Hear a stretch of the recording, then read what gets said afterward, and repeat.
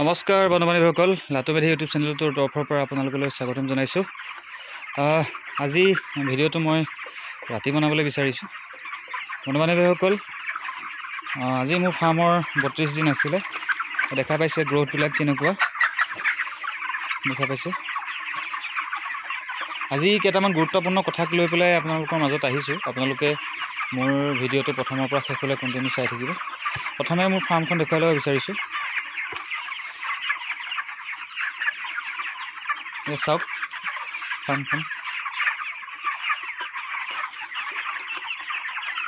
চাওক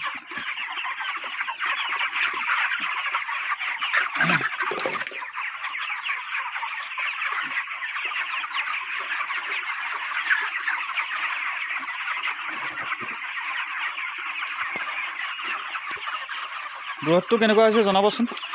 গ্ৰোথটো আজি 32 দিন হ'ল।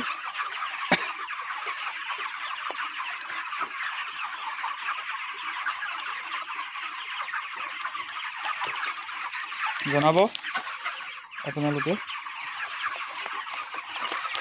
কেনেকুৱা পাইছে।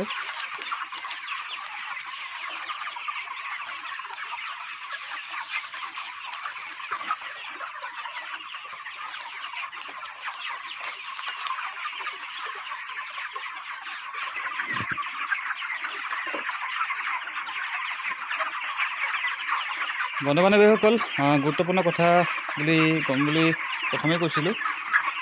মই ভুচিৰ ক্ষেত্ৰত প্ৰথমে দুটামান কথা ক'ব বিচাৰিছোঁ। বিশেষকৈ ফাৰ্ম এখন আমি যেতিয়া কৰোঁ, ফাৰ্মখনৰ ভুচিটোৱে মেইন।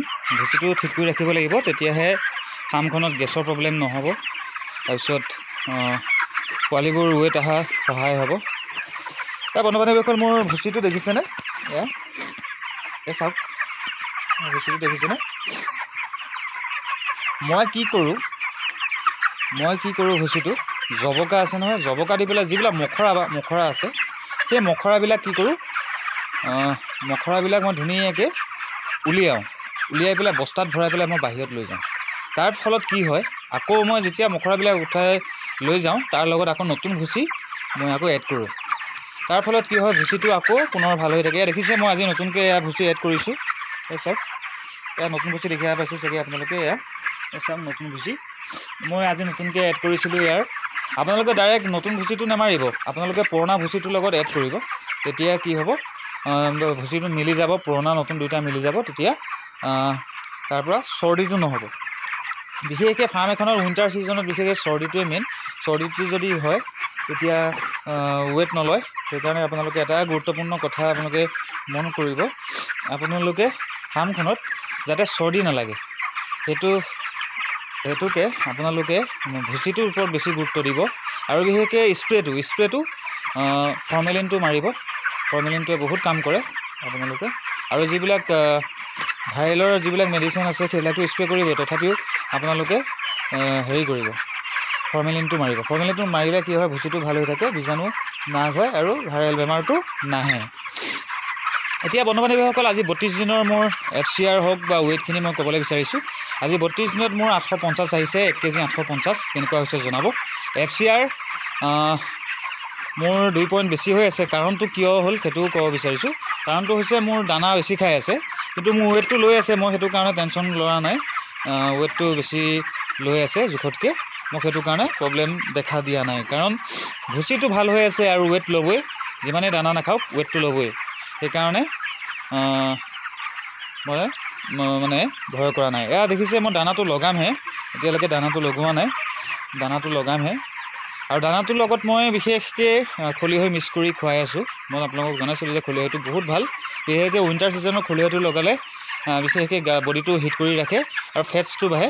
সেইকাৰণে আপোনালোকে খলিহৈটো খুৱাব পাৰে। লগতে আপোনালোকে হেৰিটো খুৱাব, যিটো ৰিফাইন বুলি কয়, ৰিফাইন অইলটো খুৱাব পাৰে। তাৰ ফলত আপোনালোকৰ ফেটছটো বাঢ়িব, ৱেটটো বাঢ়িব।